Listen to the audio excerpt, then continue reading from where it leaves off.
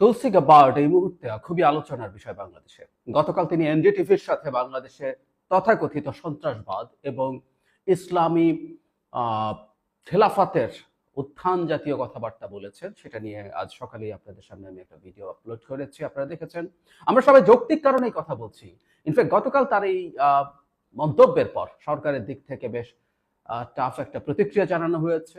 আমরা এটা সাথে আছি, মানে বাংলাদেশ একটা সার্বভৌম দেশ, এই সরকার যখন তার জায়গা থেকে এভাবে কথা বলবে সেটা আমাদের দেখতে ভালো লাগে। কিন্তু একটা কথা খুব জরুরি, এ ধরনের বিবৃতি দিয়েই আসলে আমরা পার পাবো কিনা সেটা একটু মনে রাখতে হবে। আমি একটু বিবৃতিটা পড়ি।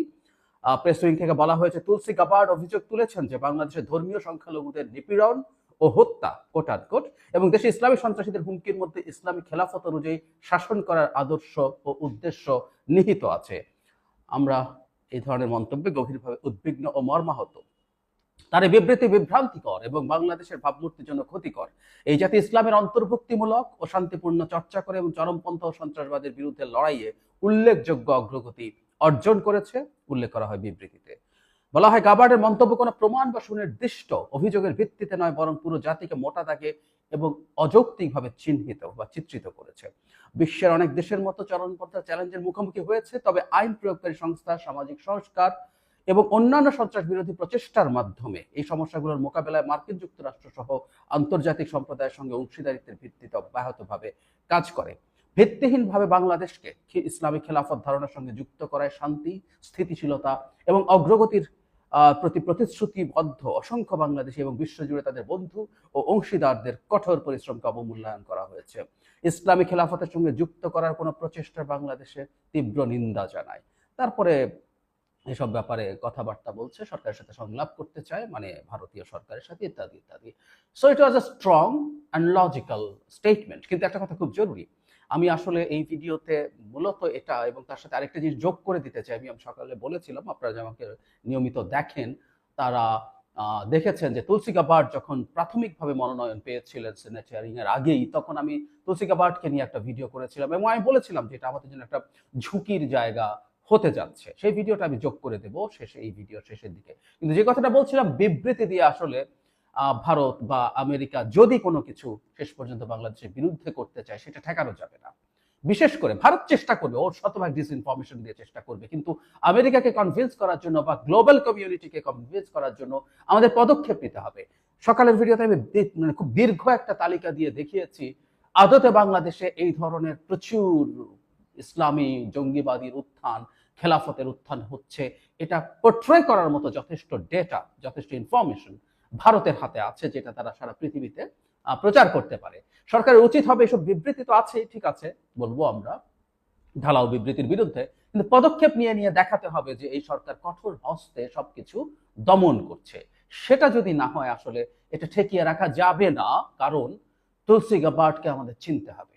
আমি সেই চেনার জন্যই আমার পুরোনো ভিডিওটা ভিডিওর শেষে জুড়ে দিচ্ছি। সেটা দেখলে যে কেউ বুঝতে পারবেন ভারতের অকল্পনীয় রকম প্রভাব এই নারীর প্রতি ওপরে আছে এবং অত্যন্ত পাওয়ারফুল একটা পদে আছে। এবং আই রিপিট, অনেকগুলো ভিডিওতে বলেছি, ট্রাম্প প্রশাসনের অতি গুরুত্বপূর্ণ অনেক জায়গায় ভারতীয় বংশোদ্ভূতরা আছে। সুতরাং আমাদের সতর্ক থাকা খুবই জরুরি। যারা আগে আমার এই তুলসী গাবার্ডকে নিয়ে ভিডিওটা দেখেছেন তাদের প্রয়োজন নেই, কিন্তু যারা দেখেননি তারা একটু দেখবেন আশা করি। আমেরিকার প্রেসিডেন্ট নির্বাচিত হওয়া ডোনাল্ড ট্রাম্প তার বিভিন্ন ক্ষেত্রে বিভিন্ন মানুষজনকে নিয়োগ করছেন। আমরা জানি তার ক্ষমতা নিতে এখনো বেশ খানিকটা সময় বাকি আছে, 2 মাসের মতো সময়, কিন্তু তার আগেই তিনি তার নিয়োগ নিশ্চিত করছেন। এর মধ্যে অনেকগুলো নিয়োগ নিয়ে যেমন আলোচনা আছে, সমালোচনা আছে, কিন্তু একটা নিয়োগ তীব্র বিতর্ক তৈরি করেছে। আমরা এর মধ্যে খেয়াল করেছি, ইনি হচ্ছেন তুলসী গাবার্ড। তাকে যে পদে পদায়ন করা হয়েছে সেটা নিয়ে এমনকি তার পার্টির মধ্যেও সমালোচনা তৈরি হয়েছে, অন্যান্য ক্ষেত্রে তো হয়েছেই। তার চাইতে জরুরি কথা, এই তুলসীর পদায়ন করার ফলে বাংলাদেশে আমেরিকার ট্রাম্প আসার ফলে যে প্রভাব তৈরি হওয়ার সম্ভাবনা আছে সেটার উপরেও কোনো পরিস্থিতি নতুন করে তৈরি হবে কিনা। বিশেষ করে আমরা যে ব্যাপারে অলমোস্ট সবাই একমত যে আমেরিকা সরাসরি বাংলাদেশে খুব প্রবলেম কিছু না করলেও ভারতের, বিশেষ করে নরেন্দ্র মোদী সরকারের বাংলাদেশের ওপরে যে ধরনের চাপ এবং অসহযোগিতা করছিল সেই প্রবণতা বাড়তে পারে। তাহলে প্রশ্ন হচ্ছে, তুলসী যদি হয় সেটা আরও বেড়ে যাবে কিনা বা এটার পটেনশিয়াল কোনো ইম্প্যাক্ট আছে কিনা, আমার মনে হয় একটু নিউট্রালি ব্যাপারটা দেখা দরকার। খুব তুলনামূলকভাবে ইয়াং এই মানুষটাকে ন্যাশনাল সিকিউরিটি এজেন্সির ডিরেক্টর হিসাবে নেওয়া হয়েছে। মানে তার বয়স 43, কিছুটা মিলিটারিতে কাজ করার অভিজ্ঞতা আছে, কংগ্রেসের সদস্য ছিলেন, ইন্টারেস্টিং পলিটিক্যাল ব্যাকগ্রাউন্ড আছে। উনি এই অল্প কিছুদিন আগে মাত্র রিপাবলিকান পার্টিতে জয়েন করেছেন, which is really very surprising. এর মধ্যে এত দ্রুত এত উপরে উঠে গেছেন তিনি প্রাইমারি হয়েছিল যখন বাইডেনের সাথে প্রথম বার্নি স্যান্ডার্সের পক্ষ হয়ে তিনি কাজ করেছেন, এমনকি নির্বাচন প্রার্থীও হতে চেয়েছিলেন। যাই হোক, সেই গাবার্ড পরে রিপাবলিকান পার্টিতে জয়েন করেন এবং খুব দ্রুত তিনি উঠে আসেন। এরপর তিনি যেটার চিফ হলেন, মানে গোয়েন্দা প্রধানের অধীনে 17টা, if I am not wrong, আমি গুনেই দেখলাম, এর মধ্যে সিআইএকে আমরা খুব ভালো মতো চিনি, সিআইএ সহ মিলিটারি, নেভি, এয়ারফোর্স, কোস্টগার্ড, প্রত্যেকের যত রকম ইন্টেলিজেন্স সার্ভিস আছে সব ইন্টেলিজেন্স সার্ভিসকে তারা এক আমব্রেলার নিচে নিয়ে এসে তার একটা প্রধান পদ তৈরি করেছে। এটা রিলেটিভলি নতুন একটা পদ, বলা হয় যে 9/11-এর পর এই পদটার প্রয়োজনীয়তা ফিল করা হয় এবং 2004 সালে এই পদটা সৃষ্টি করা হয়েছিল।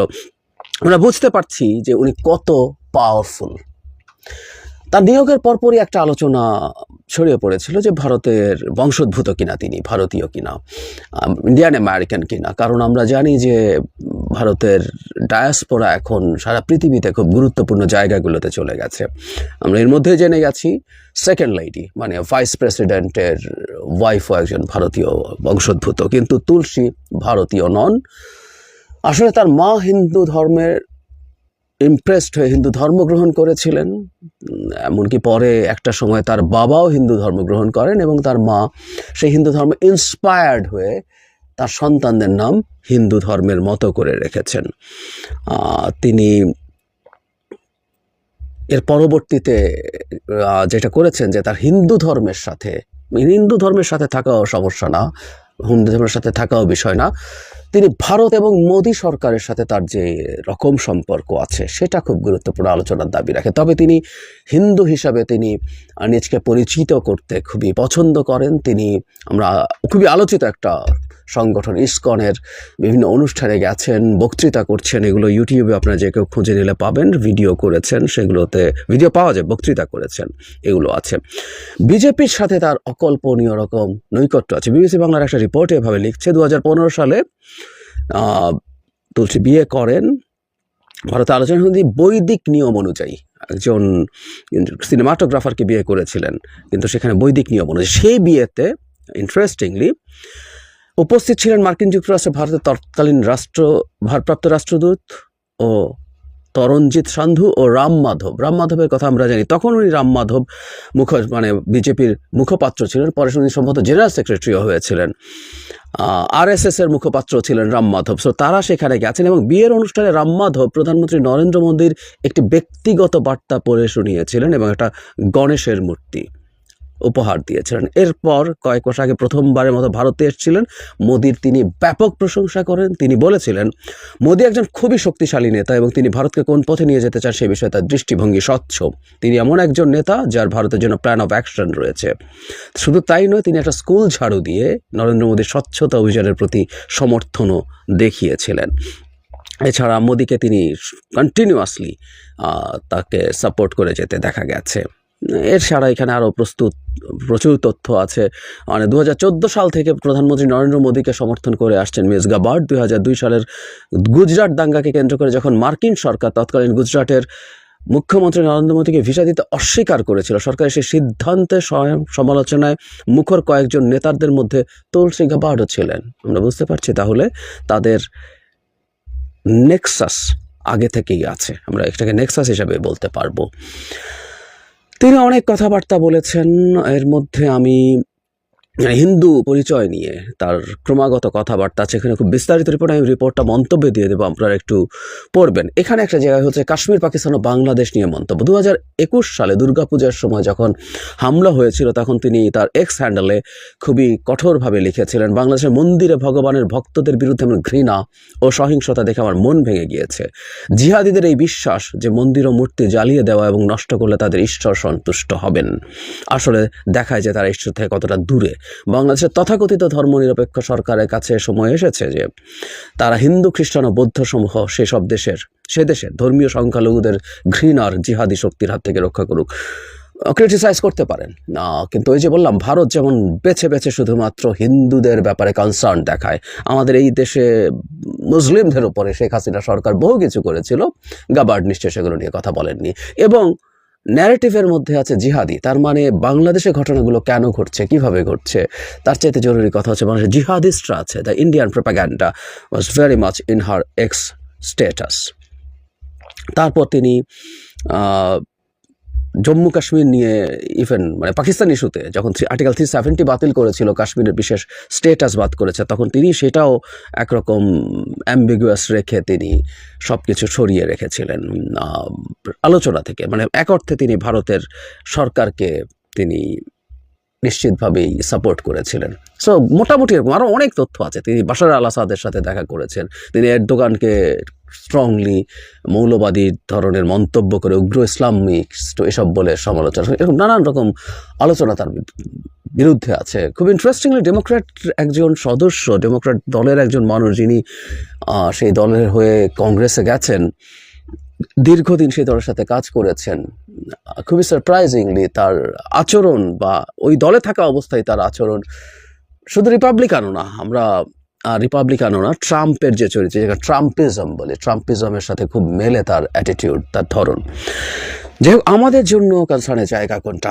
আমরা ট্রাম্প আসায় যে সংকটটা হওয়ার সম্ভাবনা আছে বলে মনে করি, এবং সেই সম্ভাবনা অনেক আছে সরকারকে ফেলে দেবে সেরকমও না, আবার এই সঙ্গে এখানে কিছুই না। কেউ কেউ বলার চেষ্টা করছেন আমেরিকা স্টেটের পলিসি সব কিছু হবে। আই এম সরি, তারাও ভুল বলছেন।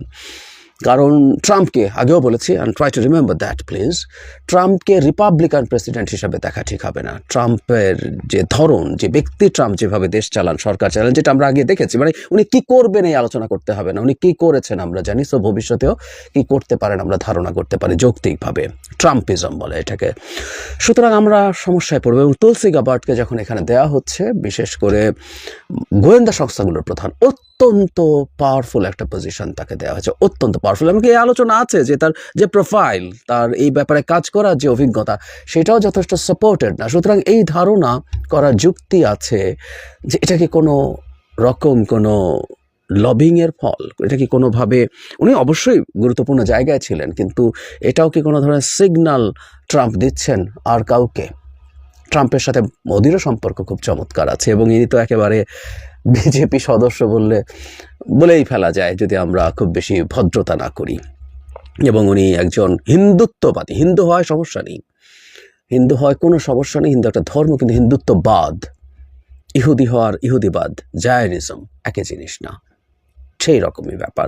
সো ওনাকে, তার সোফার যত ডকুমেন্ট আমাদের সামনে আছে, হিন্দুত্ববাদীদের মতো কথা বলেন তিনি, এবং খুবই ভেরি মাচ অ্যালাইন্ড। এবং এখন না, অনেক আগে থেকেই মোদির সাথে, এই যে তার বিয়ের সময় থেকে এতটা গুরুত্ব দিয়ে ভারত তার সাথে যোগাযোগ এবং সম্পর্ক রক্ষা করেছে, তাতে বোঝা যায় যে এর সাথে ভারতের ইন্টারেস্টের খুব গুরুত্বপূর্ণ যোগাযোগ আছে। এখন আমেরিকার সবগুলো গোয়েন্দা সংস্থার যিনি প্রধান, তার এই সমর্থন এবং মোদিকে তার ব্ল্যাঙ্ক চেক দেওয়ার যে টেন্ডেন্সি আগে ইনি দেখিয়েছেন, তাতে পাল্টে যাওয়ার কথা এমন কোনো মেজর কারণ নেই। ফলে বলা যেতেই পারে, মোদি যদি বাংলাদেশের সরকারকে ঝামেলায় ফেলতে চান, ডিস্টেবিলাইজ করার চেষ্টা করতে চান, সেই ক্ষেত্রে তিনি সাহায্য করবেন, আমরা এভাবে যদি নাও বলি, অ্যাটলিস্ট তিনি অন্তত বাধা হয়ে দাঁড়াবেন না।